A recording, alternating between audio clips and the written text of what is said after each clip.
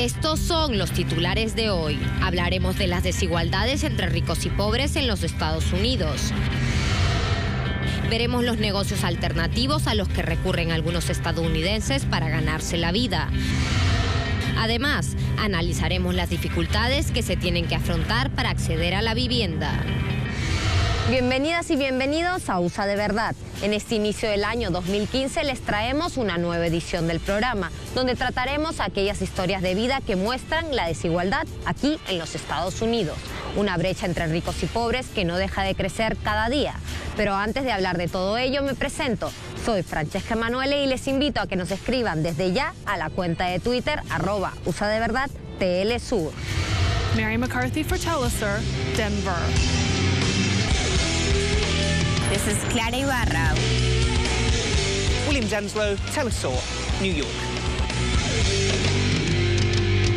Alice Esteen for Telesur in Washington. El alto costo de la vida ha forzado a muchas familias profesionales a encontrarse en la pobreza.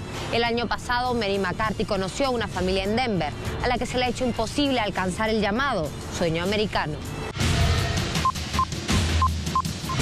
Grace y Tom no consideran que esta sea la vida que ellos imaginaban cuando se casaron hace 12 años. Ciertamente podríamos ser considerados como personas pobres, a pesar de que algunas personas que nos conocen posiblemente no tienen conocimiento de esto. Ella tiene una maestría, pero se queda en casa con sus 4 hijos. Tom tiene un doctorado en música y tuvo trabajos estables como profesor durante una década hasta que fue despedido hace un año. Es realmente difícil conseguir entrevistas, ya que no hay muchos empleos en mi área y además debo competir con un gran número de personas que son mucho más jóvenes que yo y cobran bastante menos. A pesar de reducir los gastos lo máximo posible, la familia está a punto de perder su casa. Una familia educada y de clase media en la pobreza. El economista Mark Schneider ha dicho que este es un síntoma de la recesión económica que empezó en el 2008 con la crisis financiera. Es muy humillante y muy frustrante. Se siente muy vergonzoso encontrarme desempleado y no poder conseguir entrevistas. Desde principios de este año he solicitado empleos en casi cualquier campo en donde he pensado que podría calificar. Tom recientemente aceptó un trabajo que está muy por debajo del nivel de sus habilidades. Trabaja como técnico en reparación de instrumentos, ganando $12 por hora. Y eso es un tercio de lo que solía ganar. Incluso cuando tenía un salario de profesor, ya su vida era precaria, pues no tenía chance de ahorrar para su propia jubilación o para la educación universitaria de sus hijos. Recuerdo cuando Tom trabajaba como profesor y sus ingresos, y la verdad, nunca estábamos absolutamente cómodos. La familia solicitó asistencia del gobierno para cubrir los gastos de comida, la cual recibe. Según el informe sobre la riqueza en el mundo, la clase media en Estados Unidos se está quedando cada vez más atrás comparado con otros países. Ocupa el lugar número 19 del ranking mundial de la clase media. Para estadounidenses como Tom y Grace, tener actualmente un estilo de vida básico de clase media parece dolorosamente fuera de su alcance. Mary McCarthy, Telesur, Denver. Uno de los grupos de estadounidenses más afectados desde el inicio de la crisis en 2008 son los desempleados de larga duración. Recordemos esta historia también de Mary McCarthy, que nos muestra que mientras más tiempo estés desempleado, te haces menos atractivo para los empleadores. Ed Turner ha estado repitiendo una misma frase durante los últimos 4 años y medio. Mi nombre es Ed Turner y estoy buscando empleo. Él está en una feria de empleos en los suburbios de Denver, pero luego de este largo tiempo sin trabajar en su área, no tiene grandes esperanzas. A menudo te dicen que no, y tú mismo te dices, ¿qué estoy haciendo aquí si sé que me van a decir que no? Económicamente ha sido devastador para su familia. Hemos tenido que declararnos en bancarrota, perdimos nuestra casa. Pero el costo también es emocional. Con el tiempo empiezas a deprimirte y tus sentimientos de autoestima también se van con eso. Largos meses de desempleo provoca que muchos estén buscando trabajo muy por debajo de su nivel de preparación. En este punto soy mesonero y bartender. Tengo 2 títulos universitarios y soy un banquero con licencia. Pero en esta economía realmente me alegra recibir propinas.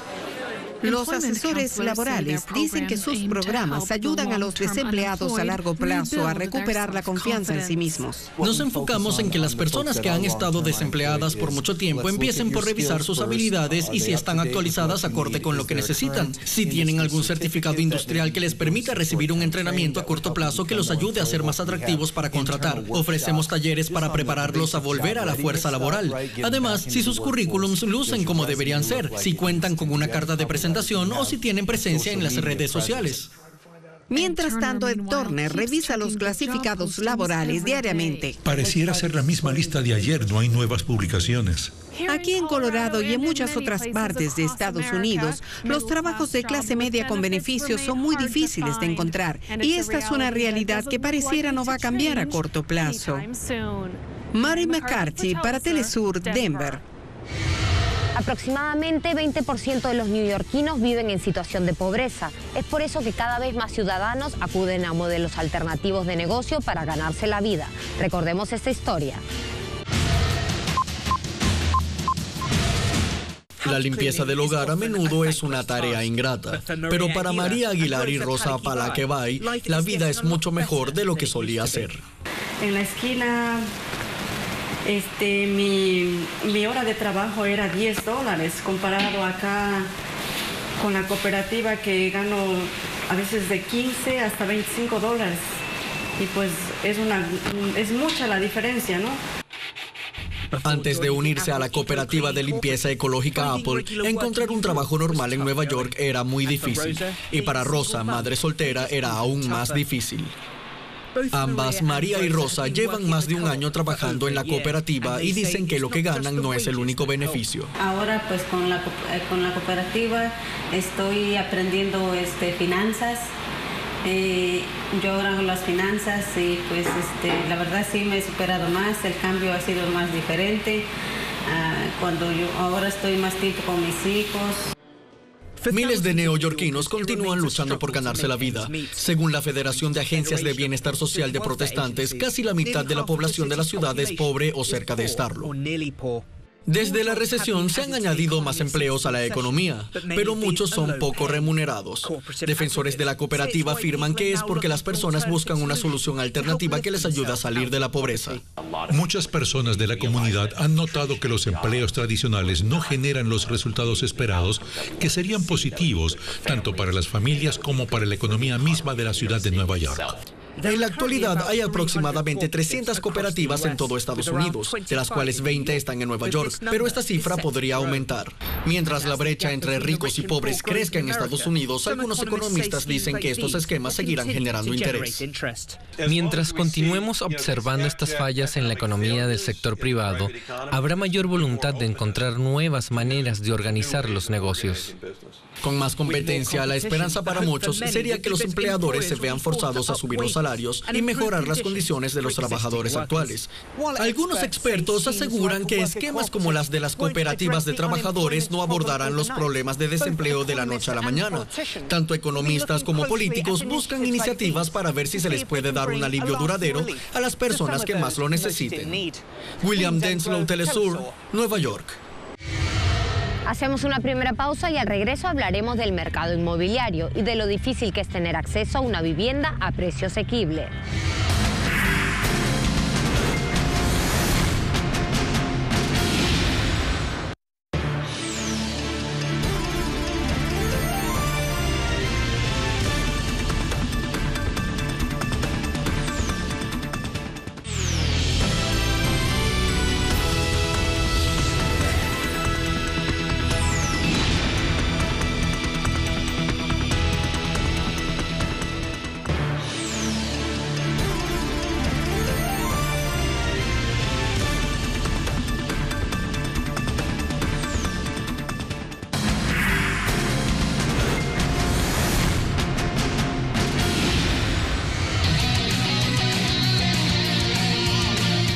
dónde podría ir o qué podría hacer. Me dijeron que mi casa sería destruida. Cada noche, unas 600.000 personas carecen de un techo bajo el cual dormir. Karina Cartagena, Telesur, Nueva York. En Silicon Valley, California, el boom tecnológico acelera el aumento de los precios de las casas y los apartamentos, dejando fuera del acceso al mercado a la clase trabajadora, a las personas con discapacidad y a las personas de la tercera edad. Rachel Silverman nos trajo la siguiente historia. Recordemos.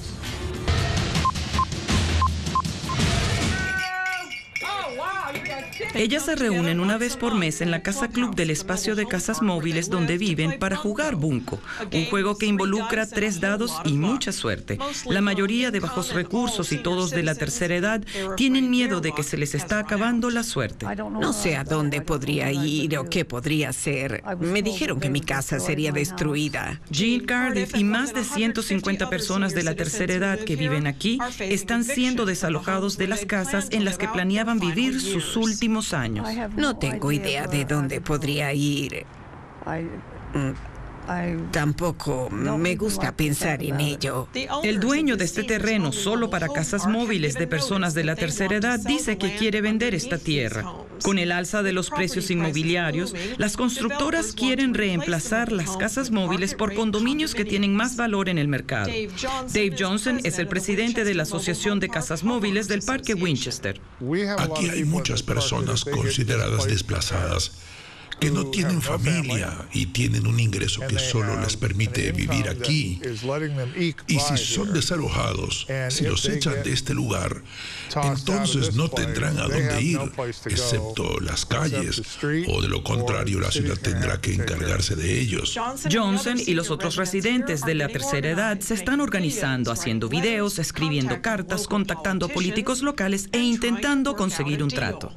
Estamos intentando interceder y comprar la propiedad en lugar de Pulte Homes, y para eso necesitaremos fondos.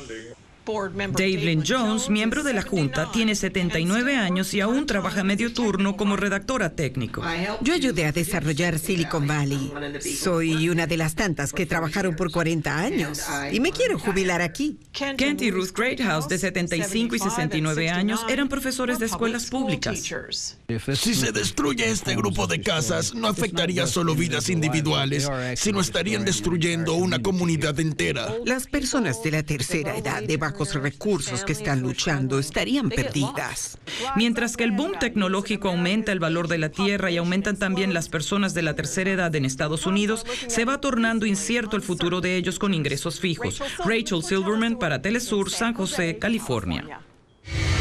La realidad inmobiliaria en Richmond, California, mantiene a todas las personas que tienen una hipoteca en alerta. La crisis económica trajo consigo la depreciación de los inmuebles, pero una iniciativa llamada Dominio Eminente podría hacer que todos los afectados no pierdan su inversión. Desde allí, María Juliana Vic con la historia. Como resultado de la crisis económica, cerca de la mitad de las casas de Richmond, California, cuestan menos de la mitad de su hipoteca. Para evitar un mayor deterioro urbano como el abandono de casas, menor recaudación de impuestos y ejecuciones hipotecarias, la ciudad ha propuesto una estrategia muy controversial comprando esas hipotecas a su valor justo bajo la figura de dominio eminente. El dominio eminente ha sido usado como una herramienta a través de la cual los municipios reclaman tierras por un mayor bienestar público. El problema real es cómo esa crisis de viviendas ha devastado a los vecindarios. Tus ojos no te engañan. Puedes manejar por nuestros vecindarios y a través de varios vecindarios en toda California e incluso de todos los Estados Unidos, y podrás observar lo que se le ha hecho a esos vecindarios. Esta crisis ha traído como resultado que algunas comunidades se hayan convertido en pueblos fantasmas. Las familias de clase media están siendo eliminadas de aquí, del norte de California, y de lugares de alto costo del país. Los inversionistas están comprando vertiginosamente cientos de propiedades hipotecadas. y el precio de los alquileres se ha disparado. Mientras que en muchas comunidades aledañas de color siguen abajo, y eso deja a muchas personas atrapadas. Y cuando un proveedor de servicio de hipotecas no trabaja contigo para mantener tu casa, ¿qué puedes hacer? Pues la pierdes. La situación que está ocurriendo aquí es muy complicada y no se limita solo al área de la bahía. Por eso pienso que la respuesta de Richmond ha sido mantener la situación simple a los propietarios de casa donde están actualmente, al vecindario estable y a los inversionistas pagarle los valores actuales justos del mercado por esas propiedades. Esta es la primera vez que hemos visto que se haya propuesto el uso del dominio eminente para estabilizar un vecindario y a las comunidades. Y eso es algo brillante. El alto costo de la vida, la carencia de oportunidades laborales y la falta de políticas públicas que protejan a los habitantes han creado la tormenta perfecta para que los ciudadanos, al intentar resguardarse, creen sus propias ciudades. Andrea Arenas estuvo el año pasado en Nueva Jersey, en la ciudad de Las Carpas.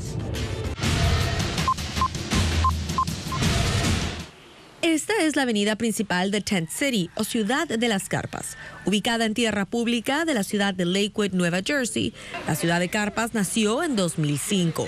Sus fundadores, personas sin techo en busca de un hogar, quienes con plásticos y maderas construyeron esta ciudadela que hoy se enfrenta a su inminente destrucción. Y es que las autoridades locales sostienen que el campamento es ilegal y les ofrecen un año de vivienda a cambio del desalojo inmediato. Para personas como Bill, uno de los residentes más antiguos de la ciudad de Carpas, esta no es una solución a largo plazo. Ellos te ofrecen vivienda por un año. El gobierno paga tu renta, pero no te ayudarán con la comida. Esto es un soborno. Nos quieren comprar a cambio de un poco de dinero. Es una locura que no solucionará nada. Y aquellas personas que aceptaron estas condiciones están de regreso aquí. Con una población que en su momento alcanzó un máximo de 150 habitantes, la ciudad de Carpas cuenta con un alto sistema de organización. Los residentes cuentan con casillas para recibir cartas y hasta una capilla. Aquí se sienten seguros y tienen un sentido de pertenencia y comunidad, algo que el sistema público de albergues no les ofrece. Luego de pasar la noche en un albergue, debes de levantarte temprano y salir de ahí con todas tus pertenencias. Deambular por la ciudad hasta que sea hora de hacer otra vez la cola en el albergue y tener suerte de encontrar de nuevo una cama. Se trata de un sistema frío que, si bien satisface hospedaje y comida, no así las necesidades emocionales de una comunidad. La falta de vivienda de bajo costo es el principal motivo por el cual miles de personas terminan viviendo en las calles de este país. La ciudad de Lakewood ha declarado una guerra en contra de las personas que no tienen albergue. Entonces, ¿qué es lo que pasa? Si te ven durmiendo bajo un pararrayos, tú sabes, un paraguas o una sombrilla, te van a arrestar y te llevan a la corte. La pobreza extrema en Estados Unidos ha crecido por lo menos un tercio durante la última década, cifra jamás antes vista en este país. Y es que a pesar de que Estados Unidos ha atravesado por una de las recesiones más grandes de su historia reciente, su gobierno no abandona las políticas económicas que han conducido al empobrecimiento acelerado de su población. Andrea Arenas, Telesur, Lakewood, Nueva Jersey. Vamos a una segunda pausa y al regreso veremos qué nos dijo Reinaldo Taladriz sobre el hambre y la pobreza en este país.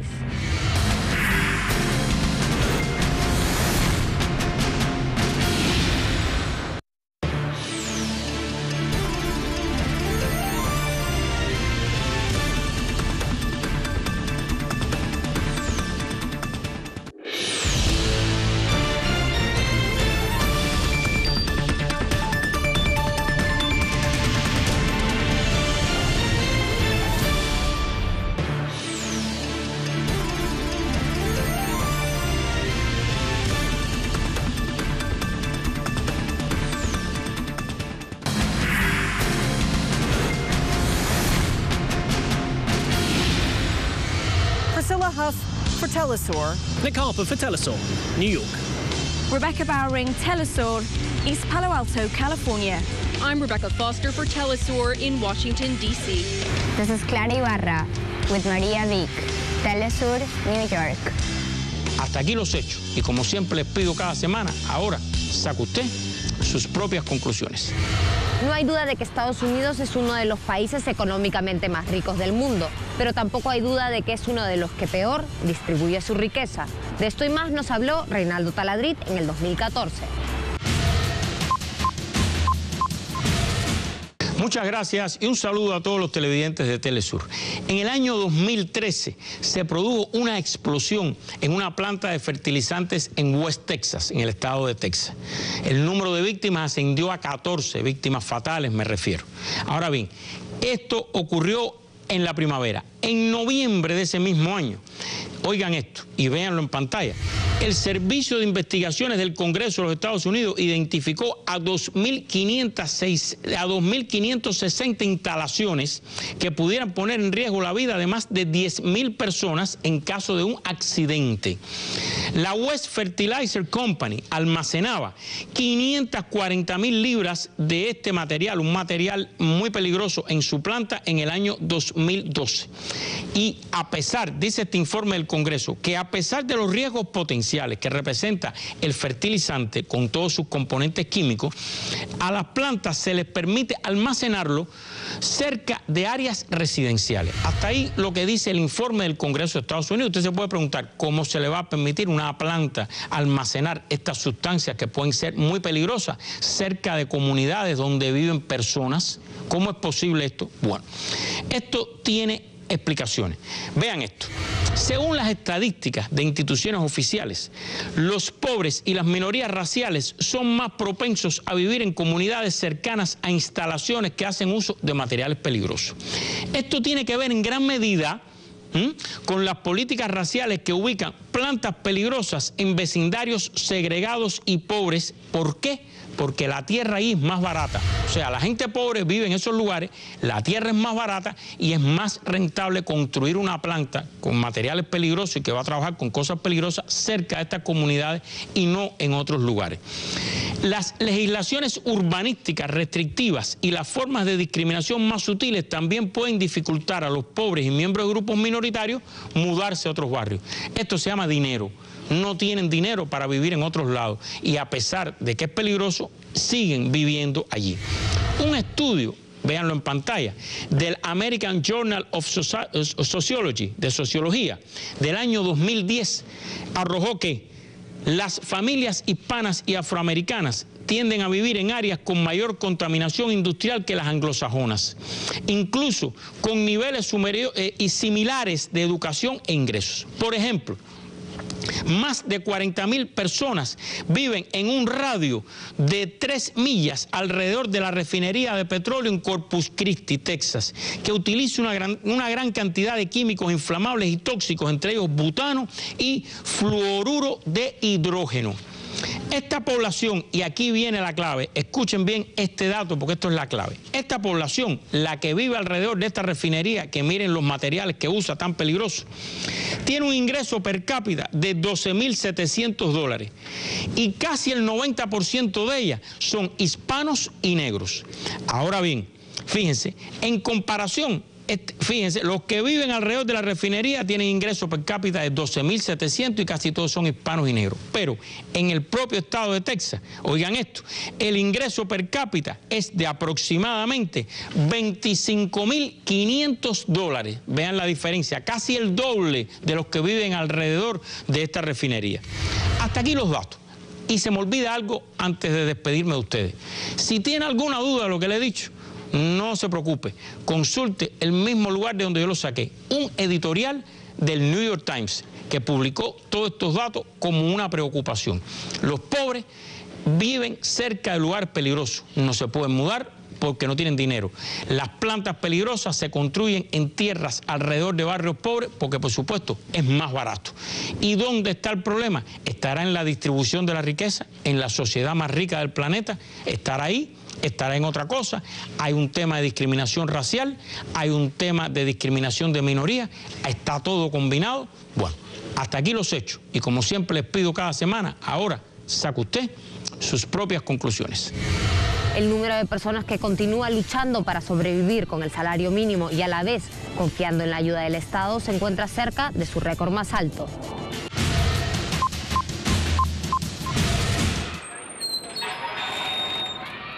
Ser madre soltera no es una tarea fácil, especialmente cuando estás criando 4 niños solo con el salario mínimo en el sistema de viviendas de Nueva York. Lo mínimo es que todo el tiempo uno necesita, no lo mínimo. Para Santos, pagar las deudas es una preocupación constante. Ha trabajado en diferentes sitios, pero apenas alcanza a pagar los $660 de renta mensual. Como madre soltera, le quiero dar lo mejor a mis hijos, pero si estoy esperando para mudarme, un transfer, pero ellos dicen que voy a tener que pagar más. Entonces, ya como los niños van creciendo también, se necesita un espacio más grande. Actualmente el salario mínimo es, bueno, puedes devengar un salario mínimo, igualmente sigues siendo pobre si tienes una familia y eso es algo obsceno. El salario mínimo es un factor, pero James Parrott del Instituto de Política Fiscal afirma que una polarización creciente en los ingresos en las últimas 3 décadas es una razón importante de los altos niveles de pobreza en Nueva York. Esto es una tragedia para todas las familias que intentan subsistir en un refugio y es particularmente más duro para los niños. Los anaqueles y despensas de comida son vitales para los pobres de Nueva York, pero muchos dicen que es necesaria la acción firme del gobierno para erradicar efectivamente a la pobreza. Esta acción está resultando difícil de conseguir. Una iniciativa reciente para incrementar el salario mínimo federal fue bloqueada por los republicanos. Un movimiento para abogar por un salario mínimo más alto indica que esto previene el crecimiento de 28 millones de trabajadores estadounidenses. William Denslow, Telesur, Nueva York. Y ahora veamos cómo el aumento del salario mínimo, una demanda recurrente aquí en los Estados Unidos, se convirtió en un tema electoral en los comicios legislativos el año pasado. Los bajos salarios son un tema importante actualmente, no solo en Washington, D.C., sino en todo el país. Los congresistas republicanos bloquearon los intentos de aumentar el salario por hora del país, y la lucha más reñida en las próximas elecciones hará que se enfrenten los candidatos republicanos en contra del salario mínimo y los demócratas que están a favor. El incremento del salario mínimo está en las boletas electorales en 5 estados: Alaska, Arkansas, Nebraska, Dakota del Sur e Illinois. Muchos de los ciudadanos pobres dicen no sentir el impacto de la recuperación económica y los costos de servicios básicos como techo, transporte y comida simplemente están fuera de su alcance. El economista Marcus Schneider opina que las soluciones a la pobreza a largo plazo requieren de más esfuerzo que un simple aumento del salario mínimo. Si nos fijamos en Europa, a pesar de que hay muchos ejemplos alrededor del mundo, la relación entre tener un salario y tener acceso a la educación y a los servicios de salud es mucho más severo o más difícil en los Estados Unidos. Es más difícil aquí que en muchos otros países. Ese es el tipo de decisiones sociales y políticas que tenemos que tomar en cuenta. Romper el enlace de que aún si tenemos un salario bajo, nuestros hijos y nosotros mismos podamos tener acceso a esos servicios básicos. Según la Oficina de Estadísticas Laborales, más de 1,5 millones de estadounidenses percibieron solo el salario mínimo el año pasado y más de 1,8 millones ganaron aún menos. Está claro que esto pasará por la mente de los votantes cuando vayan a las urnas en las elecciones para el Congreso. Rebecca Foster, Telesur, Washington, D.C. Y hasta aquí la presente entrega de este programa especial de USA de Verdad. No olvide que puede enviarnos todos sus comentarios y sugerencias a la cuenta de correo usa-de-verdad@telesurtv.net o también escribirnos a la cuenta de Twitter @usadeverdadtlsur. Soy Francesca Emanuele y ha sido un gusto estar con ustedes. Hasta la próxima.